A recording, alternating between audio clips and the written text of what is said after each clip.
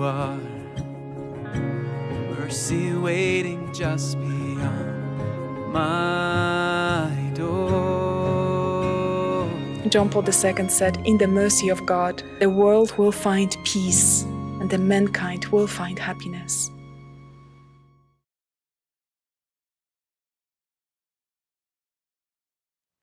I'd like to begin just by highlighting, I love the name for this evening. That's an evening with the merciful Jesus. One, I just like it better than an evening with the judgy Jesus. That'd be a rough evening. But also, it highlights really something that we get to do that not many people got to do. If you think about it, during Jesus' earthly life, not many people spent the evening with him. Basically, it was reserved for every now and then an occasional all-night experience of just healing. Jesus would go out and just heal all night. But more frequently, it was reserved for people that were very intimate with him. You know, you can tell the crowds lots of things, but it's really when you're in the smaller group of intimates that you're able to really share your heart. It's in that context that Jesus was able to really share the deepest truths about himself with his disciples, with his beloved. And so it's just a privilege to be here, to kind of contextualize this evening in that framework, that we're spending an evening with the merciful Jesus. And so there's an intimacy here that's really reserved for his intimates. Of course, what that means is his intimates have a way of hurting Jesus. If Jesus had not been so close to Peter, if Peter had not been so close to Jesus, he wouldn't have been able to break his heart. So it really puts us in this precarious situation. So I want to begin first by looking at kind of the experience of God, and then how we run away from that, and then how God gets us back. There's a story about St. Francis of Assisi that he asked God if he could hear the music of heaven. It's such an Italian thing to ask. It's such an artistic thing to ask. Francis was one of the least organized saints in church history, which is why there's thousands of different Franciscan orders. He just couldn't figure out how to kind of organize. Whereas Dominicans, you get one group of Dominicans, that's it, right? St. Dominic, very structured, organized. Francis, all over the place. But he had this artistic bent to him. And so he asked God, let me hear the music of heaven. And God said no. Because if you heard the music of heaven, you would die. We kind of get this. We've heard music before that's so beautiful that our heart just wants to explode. Or we just say, my heart is so full. Right? If you go to a beautiful symphony orchestra, right? You hear Bach, you hear Mahler, some of these amazing composers, just the heart fills. And so that happens in human music. Can you imagine the music of heaven? So God said no, it would kill you. And so Francis said, okay, fine. Let me hear one note. Let me hear one note from heaven. And so God said, okay. And the story is that St. Francis awoke from his coma a few days later. That it just had this power over him. We get this, right? We understand this experience to an extent. It's what brings us here, right? This hope for that taste of heaven. We experience it in loving relationships. We get a taste of heaven. Oh, I want that. I want to live there. And then what happens? We crash back down into earth. We have this hope for heaven, for fullness of life, and then we crash down into earth. And that hurts. This is articulated beautifully in The Lord of the Rings, if you've ever read it. If you have not, it's good spiritual reading. Lord of the Rings, so I'm not going to get into the whole story, but these characters are on this quest. They're trying to, do this thing. And all sorts of dangers. as they're going through this, they just came off of this like horrible experience where one of their friends died, was killed by basically a demon. And so they end up in this place, this kingdom of elves. And this one kind of gruff figure is there, and he hates elves. But he sees this one who's just beautiful, and he's totally smitten. Like immediately, he is just smitten by her. And as he's leaving, he says this to his friend, "Truly, the one who sent us on this quest, truly he spoke, saying we could not foresee what we would meet upon the road. Torment in the dark was the danger I feared, and it did not hold me back. But I would not have come had I known the danger of light and joy. Truly, I have taken my most grievous wound at this parting." Beautiful. The danger of light and joy. Right? Can you imagine Francis waking up from his coma and just thinking, oh, do I have to wake up? Just amazing, that music. And then he comes back and he hears a bunch of Italians yelling at him. Oh, this is our life. And God wounds us in this way, especially for those who are intimate with him or close to him. And so we try to run away from this, distracting ourselves constantly. Basically, it'd be better to live in a world without heaven if I have to live with longing for heaven. I'd rather just have not encountered that. Right? And so we spend our lives trying to run away from this intimacy, from this beauty that we've encountered in God. Okay, well, what does perfection look like, right? When we get rid of heaven in that respect. Because when heaven is like that, the fullness of life is living in the awareness of that. That's what perfection looks like. That's what heaven looks like. Well, when we get rid of that, what does it look like to be perfect as a human being? Right? Not caught up in wonder, but something else. What is it? In order to articulate this, Disney is very helpful here. Okay, just to get like a framework of how we live our lives. Mid-20th century Disney cartoons, you have Mickey Mouse and like his friends, right? And it's basically all slapstick. It's all about a world that's like not in our control and how that just wreaks havoc on us. So particular sources of frustration are ironing boards, right? Waves, wind, fold down beds, always a danger, right? They just like right at the right time, they just come down and crash on Goofy or whatever, right? The wind would just start blowing them away. And so what happened in this? It was just, Disney was basically saying, this is how life is. And it was funny because of that. We're like, yeah, that is how life is. We keep trying to go about this and things frustrate us. But what happens when we look at these characters and we look at Mickey and Goofy and everything?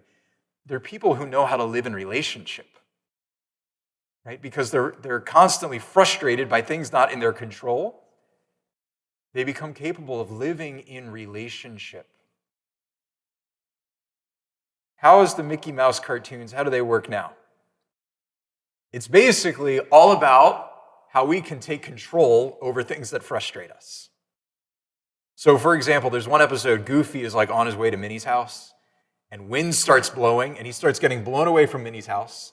And so you're thinking like, this is gonna be really good, like something's gonna go crashing into whatever.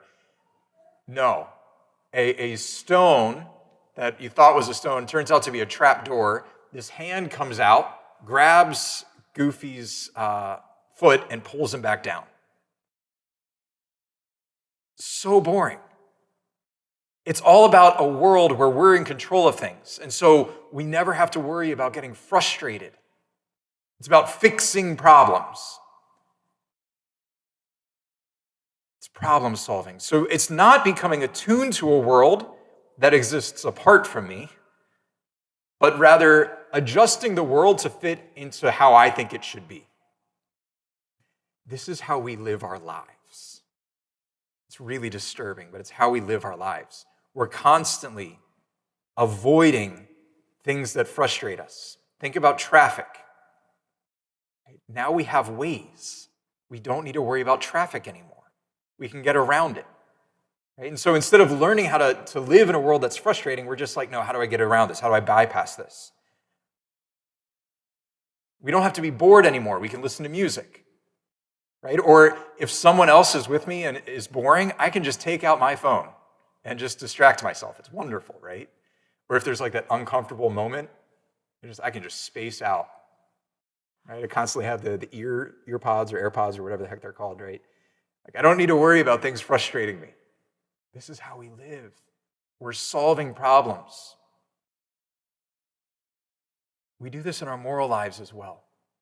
Right? So, going back to like, what does heaven look like? What does the perfect person look like? Someone who's totally in control of himself, right? Nothing ever gets out of control. He's just perfectly put together. We're fallen human beings, and we live our lives trying to fix ourselves. We don't want to live in a world where we need to be saved, where we need mercy. Mercy basically means, Jesus, I screwed up my plan for my perfection. Can you forgive me so I can keep going about my plan? That's how we look at mercy, at God's divine mercy.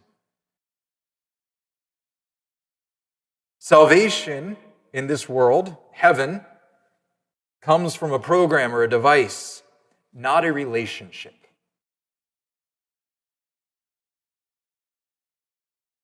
And the result of this is narcissism. So Freud described narcissism like this. The narcissist is someone who treats objects as props for his fragile ego and has an uncertain grasp of them as having any reality of their own.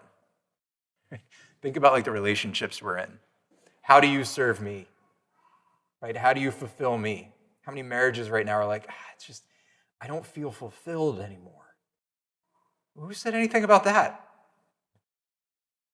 It's about this gift of self. But it's all for me now, right? We become the center of our lives.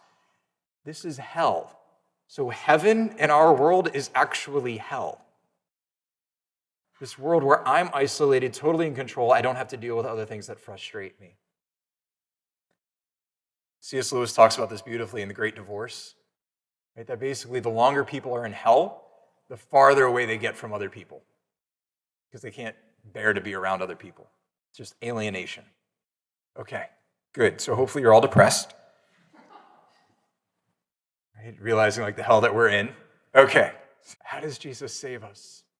What does Jesus do? When he looks at us and he sees us trying to save ourselves, but further entrenching ourselves in hell, in the hell of our own isolation, what does he do? How does he get us out of this? And he decides to just live with us. To suffer that with us, to suffer that alienation. We're going to hear in a couple of weeks the most beautiful of the suffering servant prophecies in Isaiah. Isaiah 53. He grew up like a sapling before him. He had no comeliness to make us look at him. He was a man despised and scorned, rejected. And we held him in no esteem. Going through what Jesus did. Why did he do this? Why was he on the cross? Looking like someone who's been rejected by his father, who's been rejected by his friends, alone, stripped of everything. Why? Because that's where he found us. That's just us. That's where we live. We live in hell.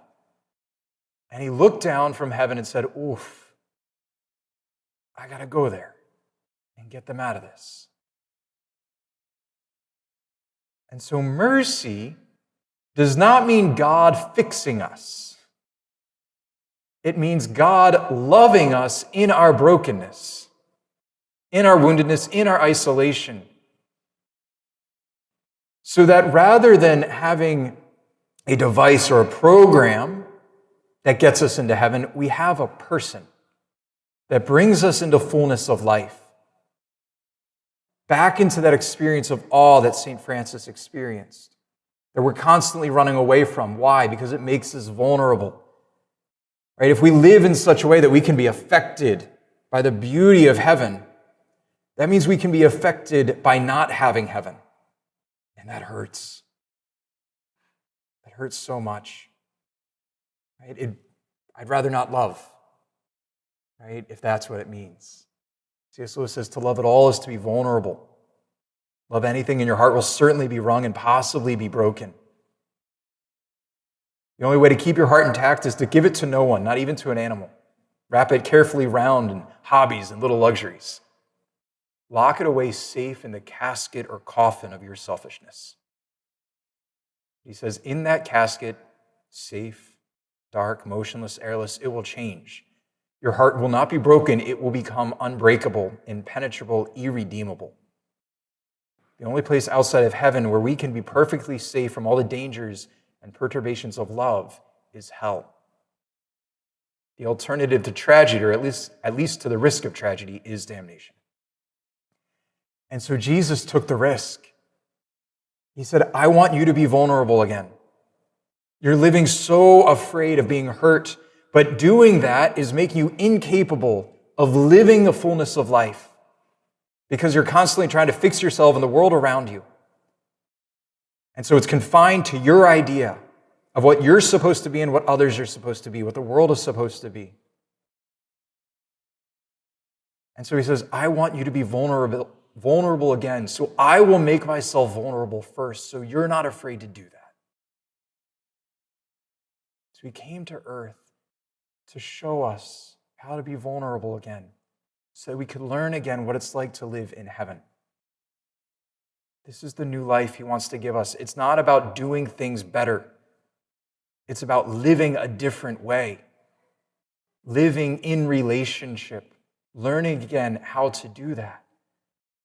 So that, like St. Francis, we can hear the music of heaven.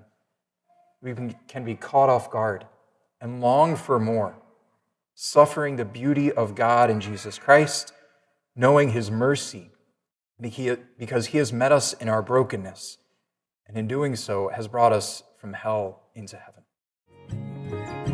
And you are mercy waiting just beyond my door. John Paul II said, in the mercy of God, the world will find peace and the mankind will find happiness.